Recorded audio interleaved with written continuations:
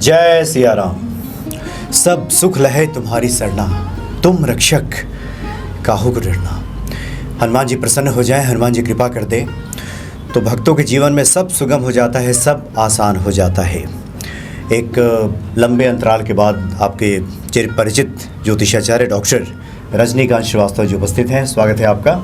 जय सिया राम। जय श्री राम। जय हनुमान। और आज आचार्य जी आपको बताएंगे कि हनुमान जी की कृपा से, हनुमान जी की पूजा से किस प्रकार से हारी हुई बाजी भी आप जीत सकते हैं। यानी आपके जीवन में अनुकूलता प्राप्त होगी, सुगमता प्राप्त होगी। अब तक जो कार्य सिद्ध नहीं हुआ है वो सभी कार्य सिद्ध हो जाएंगे। जी आचार्य जी, आप इस पर चर्चा करें, लेकिन उससे पहले अभी आपसे बातें हो रही थी, बड़ी महत्वपूर्ण बात आप बता रहे थे। अभी चूँकि गणेश जी की पूजा आराधना चल रही है, गणेश चतुर्थी के दिन ये कहा जाता है कि उस दिन के चांद को नहीं देखना चाहिए। अगर आपने देख लिया तो फिर कलंक लग जाता है। और होता यह है कि आदमी कितना ही बचाए, कई बार देख लेता है। बहुत लोग के साथ ऐसा होगा। कुछ आपका भी अनुभव है इस पर? अभी मैं जिक्र कर रहा था आपसे जी कि हमने पोस्ट बना कर डाल दी कि कलंक का चांद होता है, इसलिए चांद नहीं देखना चाहिए। और जब शाम का टाइम हुआ, हम अपने काम में मशगूल हो गए। अच्छा। काफ़ी बिजी रहे। अचानक एक शुक्ला जी आ गए, वो नीचे से आवाज़ लगने। मैं फर्स्ट फ्लोर से जैसे ही नीचे उतर के आया, बात करते करते सबसे पहले मेरे को ही चांद दिख गया। अच्छा। तो मैं अपना सर खुजलाते रहा कि भाई अब कलंक तो लगनी है, आरोप तो लगनी है। फिर मैंने वही विधि विधान से वही गणेश जी की वंदना किया, ओम नमः भगवते ओम नमः शिवाय का जाप किया।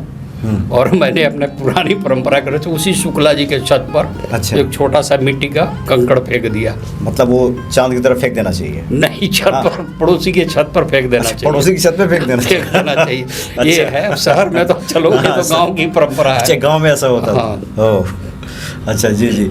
अच्छा, अब जो लोग आज सुन रहे हैं या जो लोग 4-5 दिन पहले देख चुके हैं चतुर्थी के दिन, बाद में अगर ध्यान आए तो फिर क्या करें?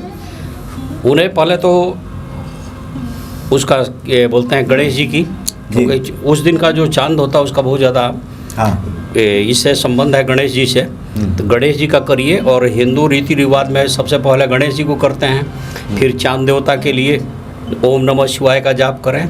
और किसी तरह की दुविधा की स्थिति आ जाए और आपको आशंका हो जाए तो ओम नमः भगवते वासुदेवाय नमः मंत्र का जाप करें। और जब जाप करें तो पूर्ण रूप से 108 बार कर लें। तो आपके साथ भी अगर ऐसा हुआ है तो ऐसा आप कीजिए, नहीं तो खामखा कलंक लग जाता है बिना मतलब का। ऐसा देखा गया है कि आरोप है, मिथ्या आरोप ज़्यादा लगता है। जो काम आपने किया ही नहीं, लोग उस पर डाउट करते हैं, कई बार बोल भी देते हैं पब्लिकली। जी, तो हनुमान जी, आपने आज कहा भी कि हनुमान जी तो ऐसे हैं जो हारी हुई बाजी को पलट देते हैं। और काफ़ी दिनों के बाद चूँकि आप हनुमान भक्ति के भक्तों से रूबरू हैं, तो बहुत बढ़िया ये विषय भी है। तो क्या खास बता रहे हैं आज हनुमान जी के बारे में? देखिए, मैं दर्शक गणों से यही अनुरोध करूंगा कि हनुमान जी पे भरोसा करते हैं तो ढंग से करें। और भगवान जी के ऊपर, हनुमान जी के ऊपर कृपा बरसती है प्रभु श्री राम की। माँ जानकी का आशीर्वाद ही है उनके ऊपर कि कलयुग में सब कुछ लोग, सब देवी देवता लोग अपने अपने लोग को चले जाएंगे जी। और आप ही कलयुग में 8 चिरंजीवी में एक चिरंजीवी आप भी रहोगे। और आप इस कलयुग में राम भक्तों का सदा कल्याण करोगे। तो जब भी आप किसी संकट में, मुसीबत में, किसी विपदा में आ जाएं, या आपको ये महसूस हो जाए कि मेरी सुनवाई नहीं हो रही है, तो ध्यान रखिएगा कि कहीं ना कहीं आपके पूजा में, आपके भाव में, क्रिया में कहीं ना कहीं कोई गलती हो रही है। आप गंगा जल के साथ तुलसी दल लीजिए और उनका स्मरण करना शुरू कर दीजिए। हाँ, ध्यान रखिएगा, हनुमान जी को जागृत करने के पहले आपको प्रभु श्री राम का लंबे तक समय तक उनका आराधना करना पड़ेगा। तो अगर आप बोलते हैं जय श्री राम सीताराम सीताराम सीताराम, तो उनका पूरा जाप कीजिए। और राम दरबार की एक तस्वीर अपने घर में रखिए, चाहे किसी मंदिर में बैठ के कर रहे हैं तो करिए। और हनुमान जी को खुश करने के लिए लाल लड्डू, लाल चीज़ें वहाँ रख दीजिए। मीठी चीज़ें होनी चाहिए, उन्हें पसंद है। उन्हें पसंद जो है तुलसी जी है, जो मैंने बताया। और उसके बाद दिल से उस टाइम में इतना भाव विभोर हो जाइए कि या तो आपके आंखों से आंसू छलक जाए और आपके जितनी भी मन की विकृति है सब जीरो लेवल पर आ जाए। कुछ भी आपका ध्यान, हालांकि शुरू में ऐसा नहीं होता है। पूजा पाठ जो नए लोग शुरू करते हैं, पूजा के टाइम में ही जितनी भी खुरापात होती है, जितने विकार हैं, सब जितने विकार हैं, निगेटिव ऊर्जा है, जिसके स्वामी राहु केतु शनिचर जो भी हो, वो सब जागृत होते हैं। काल नहीं चाहता कि आप सही रास्ते पर आएँ। बिल्कुल। अब प्रकृति के विपरीत कभी भी आप काम करना चाहें तो आपको दिक्कत बहुत आएगी। तो आप एकदम हनुमान जी का स्मरण, प्रभु श्री राम का स्मरण कीजिए, उसके बाद आइए हनुमान जी के ऊपर और हनुमान जी का फिर पढ़ना शुरू कर दीजिए। चालीसा पढ़ना है, चालीसा पढ़िए। ध्यान रखिएगा, शास्त्रों में बहुत क्लियर कट वर्णन है कि हनुमान जी से कोई भी काम असंभव नहीं है। बोला गया है ना, कौन से काज कठिन जग माही, जो नहीं हो ता तुम पाई।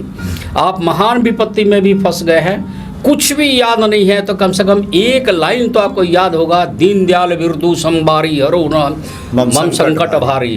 देखिए, जिंदगी है, जिंदगी में तरह तरह के उतार चढ़ाव आते हैं ना।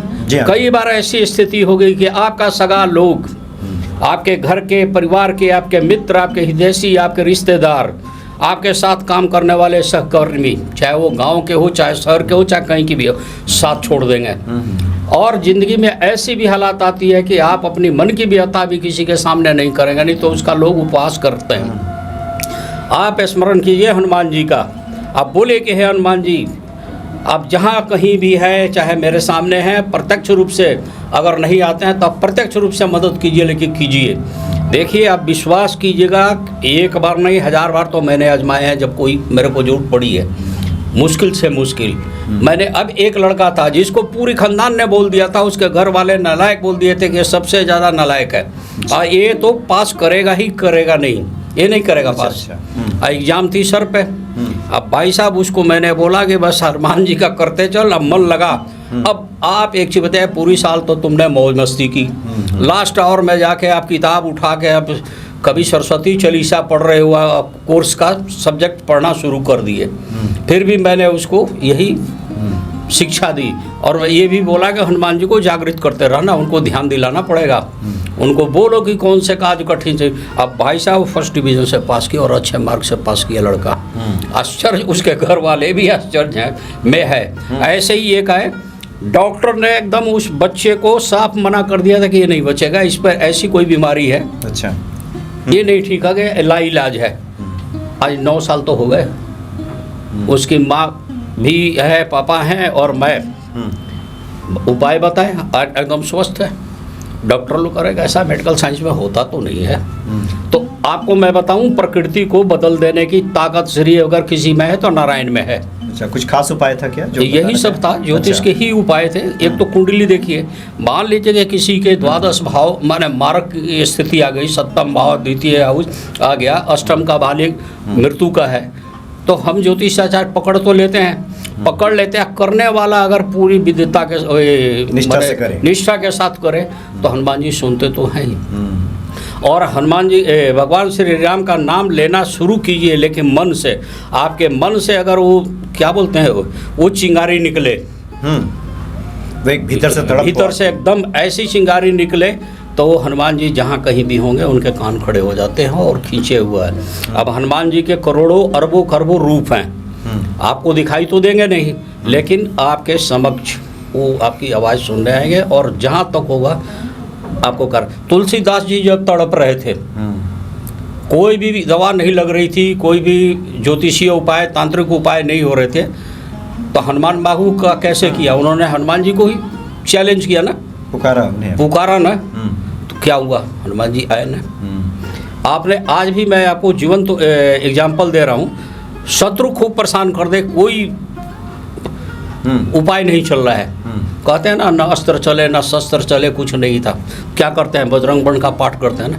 अगर विधिवत कर दिया जाए तो शत्रु का संहार शुरू हो जाता है, या कहीं लाइलाज समस्या आ गई तो आप लोग कहते हैं ना, तो हनुमान जी में तो आज भी वही ताकत है। अच्छा, ये बताया चूँकि आपने पहले भी कई उपाय बताए हैं जी, भक्तों ने किया भी है, आपने ये क्या पाया है कि बहुत सारे जो लोग कहते हैं कि काम नहीं बन रहा, ये दिक्कत हो जा रही है, उन लोगों को कहाँ दिक्कत होती है? दिक्कत कहाँ है कि उनके भाव में, भक्ति में, क्रिया में। अच्छा, एक कुछ चीज़ें ऐसी भी है कि समय का भी इसमें बहुत बड़ा चक्कर है। अच्छा, प्रारब्ध जिसको बोलते हैं ना। अब मान लीजिए कि चलिए पुराने ज़माने की बात आपको याद नहीं है, पूर्व जन्म की, इस जन्म में आपने हजारों करोड़ों पाप किए और लास्ट आवर में जब आपकी पड़ी तो आप आके हनुमान जी का शुरू कर दिए। ना मतलब हाँ, अब इतनी ज़्यादा है परेशानी और शुरू किया। आपने शुरू कर दी तो उसका दंड कौन भुगतेगा? तो विलम्ब होती है।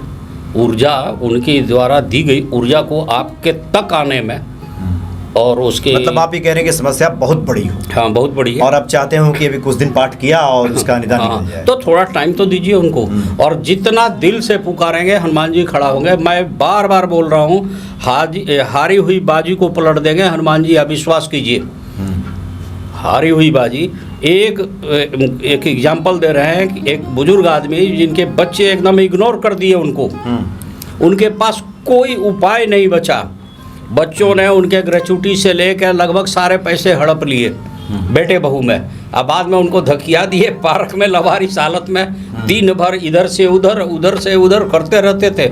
शाम को बेचारे घर जाते थे तो 4 तो बहुएं सुनाती थी, समझे। और छोड़ो, उस टाइम में तो ये स्थिति आ जाती है बुजुर्ग के साथ कि बुढ़िया भी सुनानी शुरू कर देती है। बुढ़िया भी सुनानी शुरू कर देती है कि काम धाम तो है नहीं, बस मटर गश्ती कर रहे हैं। बचाओ, उस उम्र में वो कहाँ जाए? किसी आदमी को बंद कमरे में बैठा दो तो कैसे चलेगा? उसको हम लोगों ने सिर्फ यही बताया कि आपको पेंशन आता है ना, हाँ जी, हर बार पेंशन उठाओ, हनुमान चालीसा खरीद लो, कुछ आपको कभी कभी रामायण खरीद लो, आप मंदिर मंदिर जाके बांटते रहो। अच्छा, कुछ लोगों को हाँ, जहाँ सत्संग हो आप करना शुरू कर दो। भाई साहब, उनकी ज़िंदगी पलट गई, बहुओं का मिजाज पलट गया, उनकी सोच बदल गई। उनका मैंने कई लोगों को बोला कि बहुत सुनता रहता हूँ, लेकिन हम लोगों को भी एक लिमिट दी गई है। ज्योतिषाचार्य हैं हम, भगवान तो है नहीं। पहले कुंडली के हिसाब से जितने ग्रह हैं उनको मनाने की कोशिश करते हैं। पता चला कि उनके कुंडली में कोई शुक्र बहुत ख़राब है, तो शुक्र के स्वामिनी लक्ष्मी जी हैं, उनको भी कुछ करेंगे। एक ही बार आप किसी के ऊपर बम, पिस्टल, बंदूक तो नहीं चलाएंगे, सिस्टम पर आएंगे और उसके बाद उनका ये हनुमान जी को एक अंतिम हथियार रखिए आप लोग, बजरंग बाण माने।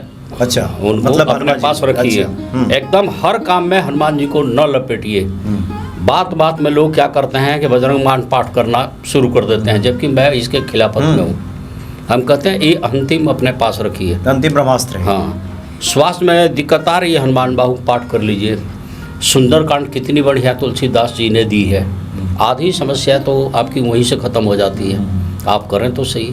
आप तो पहला आपने पाया कि समस्या कई बार बहुत बड़ी होती है। जैसे एक व्यक्ति ने कहीं से फ़ोन किया कि विदेशों से कि 14 करोड़ का कर्ज है, कोई हनुमान जी को उपाय बताइए, उसको उतारना चाहते हैं। कई बार तो समस्या बहुत ज़्यादा होती है, बड़ी होती है। तो आप ये कह रहे हैं कि उसको धीरज के साथ समय दीजिए, उन उपायों को करते रहिए।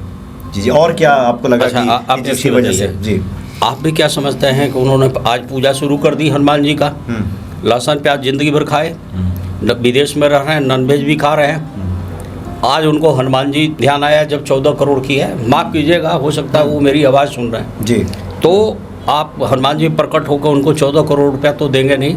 जी हाँ, आपकी निष्ठा अगर सही है तो संयोग ऐसा बना देंगे कि 14 करोड़ रुपया कब आपके पास उपलब्ध हो जाए, कोई उपलब्ध हो जाए, क्या रास्ता आ जाए वो हो जाए। मैंने करोड़ों का तो मैंने भी कई लोगों का किया और उनके आए। शास्त्रों में तुलसीदास जी ने ही दी है, आप उसमें देखिए। आप करते हैं ना मंगल स्रोत का पाठ करते हैं ना, ऋण मुक्ति मंगल स्रोत, गणेश जी में भी है ऋण मोचन, गणेश जी को भी करते हैं, उसका विधिवत पाठ करना चाहिए। तो आपके कर्ज से मुक्ति होनी शुरू करेगी, आपका काम बनेगा। लेकिन आपकी आस्था जरूर जुड़ना चाहिए।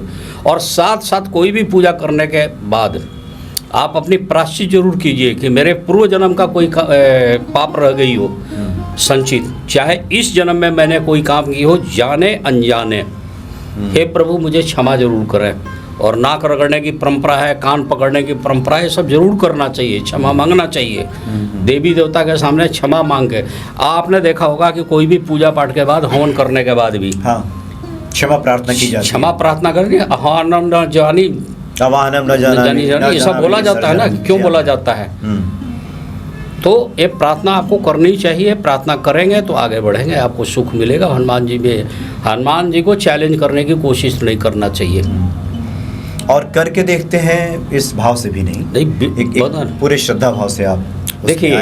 कुछ हमारी भी बंदिश है कि चैनल पर लोगों का नाम नहीं बता सकते हैं। अच्छा, अदरवाइज कहते हैं ना कि पत्थर के ऊपर घास का उगा देना, ऐसे भी उगे हुए हैं।